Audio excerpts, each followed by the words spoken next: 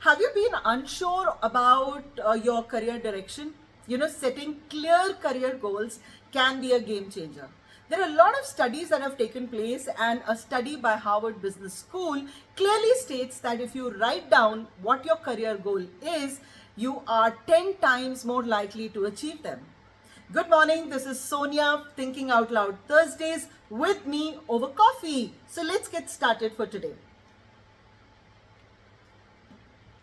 So career planning was there on my mind for a very long time. I said, okay, one of the Thursdays I'm going to do this topic because it's very crucial for us to look at what we want to do with our career. What do we want to do after we've finished all our schooling, our graduation, our further studies? Once we've done, which is the line that we want to take? So whether we want to get into finance, do we want to get into sales, do we want to get into product research, or whichever line that is that you're inclined towards and you want to take up. So that can only happen if you start planning your career right on. Now, career planning does not mean that you have to read another big book, heavy book. No.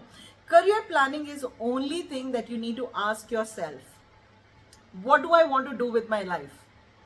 What is it that I want to do with my life, and how will I accomplish that? So you must have heard many times, your parents or your siblings or somebody in your family or your friend circle, you would have heard, what is it that you want to do with your life? Sometimes you're doing finance, sometimes you get into art, sometimes you are very inclined towards analytics and all. What is it that you want to do with your life? So many people, they would have done engineering, then they would do MBA in marketing, and eventually what they will be doing will be like totally very different. And at every step, your parents, your friends, everybody will then start questioning you. What do you want to do with your life? So it's a very important question, and the sooner you find an answer for it, the better it is for your life, not for anybody else's life, because it's your career that you are planning. And only you can plan your career. Your parents can't plan it, your professors can't plan it, and certainly your friends can't take that decision for you. You have to take that decision. Now, I can help you in a way that when you're looking at planning your career, so you could start by doing a little bit of self-reflection. Looking at what 3 things are there for you. So ask these 3 things. What are your strengths? What are you so passionate about? And what do you value the most? So you could ask these questions, what are my unique skills? What am I so passionate about? And what do I value the most in the work that I'm doing, or if you've just started working. So for example, if you think that your unique skill is that you are very creative and you like problem solving, then you could look at exploring a career, say in marketing, or product research or development, or you could get into sales kind of a line, because if that's what you are so passionate about and your skill is that. Or if you think that you are very passionate or about say social cause, then you could get into say community development, or you could pick up a role as in the CSR division, or you could look at joining a non-profit organization.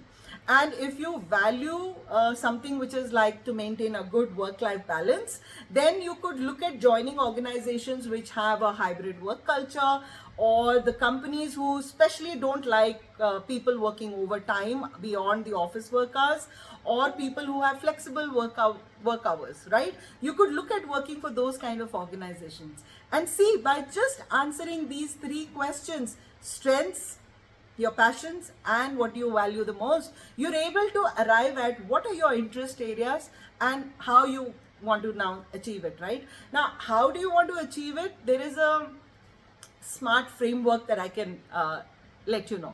Now, SMART framework is something that I'm sure you would have heard by now. So SMART framework, where each alphabet has a meaning. So it is SMART as in specific, measurable, achievable, relevant, and time bound. So these 5 things, when you keep in mind, you're able to then maneuver through what your goals are, and it becomes much easier for you to achieve them. So for example, if your SMART goal is to be a project manager in say next 3 years, Now 3 years is a good amount of time that you've kept for yourself to achieve that goal. So if you would have said that I want to be a project manager in 1 year of my joining as a maybe a trainee or as an executive, then that's something, it's a very tough role that you're looking at. You're not looking at a time bound role. In 1 year you may not be able to achieve it, but you've given yourself 3 years. So 3 years is really achievable goal that you've kept for yourself, because then you know that, okay, fine, you'll work hard, you'll work smartly, you'll collaborate, you'll achieve your deadlines, you will learn very quickly. And to become a project manager, then you break down that milestone into smaller steps. So maybe then you'll pick up a project management certification course that will help you as an additional qualification. You will look at cross-functional projects that you will work on, which will give you the expertise and the insights into getting into that position of a project manager. You will then look at mentors, people who are already successful project managers. You would then ask them to mentor you in terms of what are the skills required, how does that role happen, where is that role going to take you further. So I think you've broken down that project manager role to break down into different, and you know that you can measure it as well. So if in 3 years you do not reach that goal of a project manager, and you have been evaluating year on year how you're performing, how close are you to that goal, then you know that you're moving in the right direction. And if you don't achieve it, then you know there were some things which didn't go right, and so it didn't happen. So always work around this. So till date today, I've been a marketer, like, over like about 20 years I've been in marketing only. And till date, whenever I have to make any strategy, any plan, I look at a SMART framework. Whether I'm making a digital campaign, I'm launching a particular project, I'm looking at launching maybe a channel partner program or a loyalty program, I look at the SMART framework. What is the timeline do I have to launch? Okay, to launch that, what is it that I need to do at the pre-launch? What is at the launch? What is going to be after the launch that I need to do? What are the engagement activities that I have to keep the customers engaged on? So what are the collaterals needed? Do I need to give them as a giveaway gift something that will be a value add? So you think through that and you make very specific, which are relevant to the goal that you're keeping. Right? So if your goal is to get into, say, marketing or IT or finance, you will then look at developing your skills, developing your knowledge into going into that particular field, and you will not be like wandering away here and there. And also when you've planned your career, you've looked at a path that you're looking at, and it's not something like, you've written on a stone and that's it. Close and hide or bury that stone because you've written it, it's right there. No. Career planning is a very ongoing process. You have to do it time and again. You have to revisit. You have to look at, because there are new opportunities coming. The circumstances are changing. There are new skills that are getting introduced. So you have to evolve with the changing times. And your career planning that you've done maybe on the first year when you started working, your career planning will take a shift or will make a change maybe in 5 years. So don't make a career plan for the next 50 years. Make it for maybe 5 years, and then 5 years, and then 5 years. Also don't make it for one year career plan. Make it between 3 to 5 years is a good timeline for you to make a career plan for yourself, because that is something achievable. Whatever then you plan, you can achieve it. What's the point in making a 50-year or a 20-year plan when you're not able to achieve the smaller milestones? Because your larger career goal will always be achieving these small little milestones, celebrating those milestones, because they will then motivate you to achieve the bigger milestone. So it is very, very crucial. It's very critical for you to start doing that. And also, once you have addressed your what are your skills, what are your passions, what is it that you value the most, you've looked at a SMART framework. What you could also do is that you could start doing a bit of research. So when you're in college, it's not like in the first year of college you will know which direction you want to go to, right? Because you've just come out of school, you've got into college, you want to enjoy the college life too, right? So maybe towards the final year of your college, you get a little serious, and you know which direction you want to take. But even if you don't realize it, even in the final year, it's okay. There's no problem with that. Maybe you're wanting to do some further studies, but in college you will know whether you like science, or you want to take up finance, or you want to take up marketing. Are you interested in something like a research or something, or you're interested in maybe international business management? So once you've understood, maybe in final year you'll get a little insight into it, right? So then you'll get into further studies. So once you've got into, say, you're doing an MBA or something additional, by the closing of that course or the certification that you're taking up, you will finally, get a very clear picture of what you want to start your career with, or in which direction you want to go. And when you do that, start doing a bit of research as to, which are your top 5 companies that you aspire to join, or you would like to start your career with. So make a list of your dream companies that you have. So it could be the top Fortune 500 companies, or it could be smaller companies, because then you get a lot of exposure to learn, etc. So make a list of those companies, and then you can connect with some of the instrumental or influential people of those companies on a platform like LinkedIn.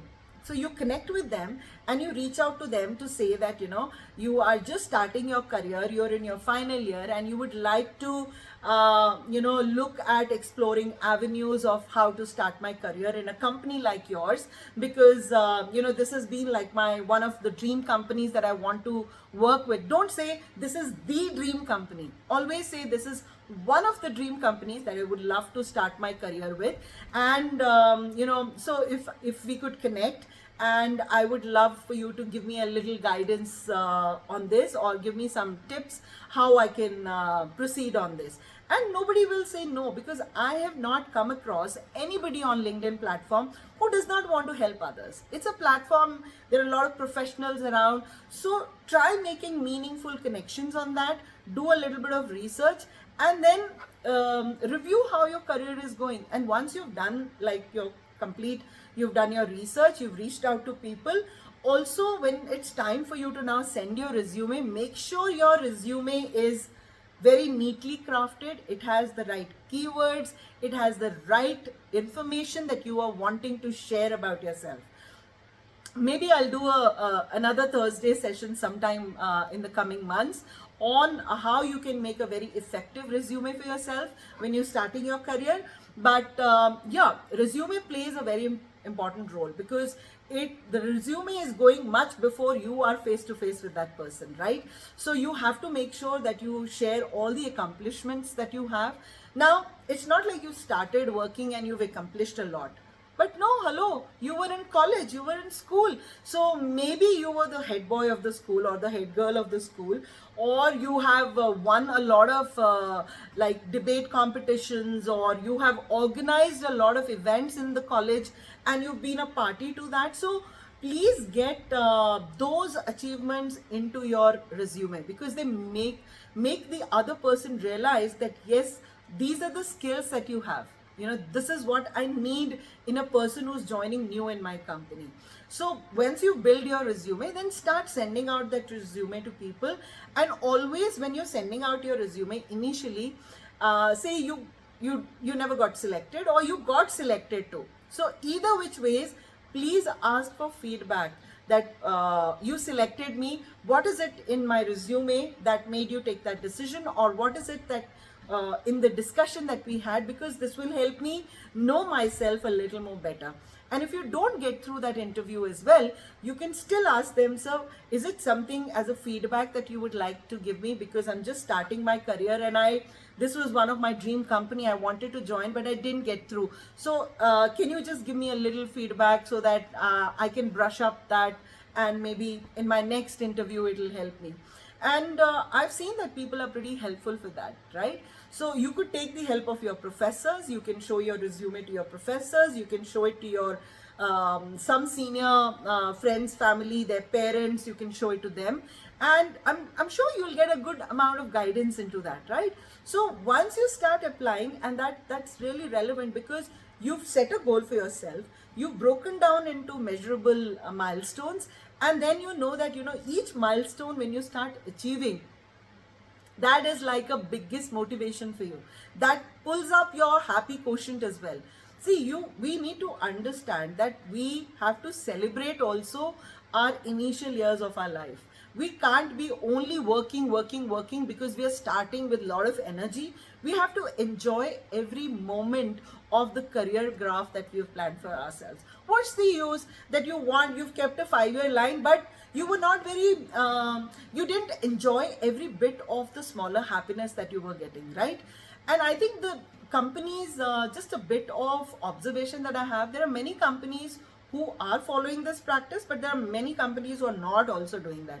I think companies should look at creating opportunities where they can explore how a person's career can be put in a progressive mode, how they can upskill the newer employees to create a module for them where they know in which direction they are going. So if anybody is joining new, give them an opportunity to work in different departments and see where the employee contributed the most, where he was motivated the most, where he took a lot of initiatives and he met all the deadlines. He was easygoing in that department. He collaborated to the best. So that's like a win-win situation, both for the person and for the companies as well. And even if companies don't have that, I think the leaders in today's time, they should help the newer employees, even the older employees. Everybody's career should progress, right? And leaders play a very important role in that. So if you've got a new joinee in your company, you should make sure that you spend a little time with them on monthly or quarterly basis to see, are they happy with the way the work is going? Is it in line with the career path? What is the other things that can be done by the company which will help them in their career growth or their professional growth? So I think these things, if the companies start doing, it'll help the new joinees be focused into whatever direction that they had planned, so that they don't get confused with the initial years of their working and they don't burn out quickly, right? So they remain focused into it. See, we have to understand that almost, or maybe more than 25% of our time during the day we spend at work. We spend at work making meaningful connections, working, learning, upskilling ourselves. So it's might as well. And that is also leading to a lot of happiness that we get. So if we are not happy with the way our career is moving, or we're not happy in the company that we are working for, then it will lead to a very unhappy situation even in your personal life. So if you're very happy personally, but you're not happy career-wise, it's somehow going to reflect on your personal happiness too, right? But if you're very happy career-wise, it will certainly help you in your personal happiness too. So if that is the case, then it's all the more reason that you should be doing your career planning, because it's so crucial for your happy quotient of your career life, right? So on that note, I'm going to end my Thinking Out Loud Thursdays. I hope you found valuable this whole content that I created for you. And if you did, then please do like, comment, and subscribe to my channel if you've still not done so. And until next Thursday, I'll see you again, and have a fabulous day ahead, everyone. Bye-bye.